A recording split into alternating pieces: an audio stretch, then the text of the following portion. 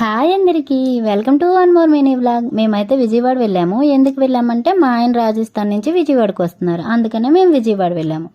ఇంకా మా ఆయన ట్రైన్ మిడ్ నైట్ దిగారు కాబట్టి వాళ్ళ ఫ్రెండ్ వాళ్ళ ఇంటికి వెళ్ళిపోయారు. మేము మార్నింగ్ 7కి దిగాము. ఇంకా మేము ఒక రూమ్ బుక్ చేసుకొని ఇంకా అక్కడ రెడీ అయిపోయాము. ఈ లోపు మా బావ మేమున్న రూమ్ దగ్గరికి వచ్చి పిల్లలకి సర్ప్రైజ్ చేశారు.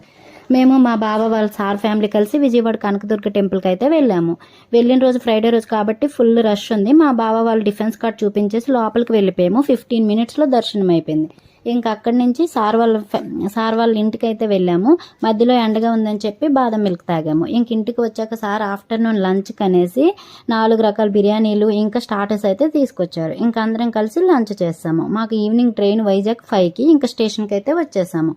మేము ఎక్కేది డబుల్ డెక్కర్ ట్రైన్. నేనైతే ఫస్ట్ టైం ఎక్కడము, చాలా బాగుంది, కొత్తగా అనిపించింది. కానీ 7 అవర్స్ కూర్చునేసరికి విసుగొచ్చింది.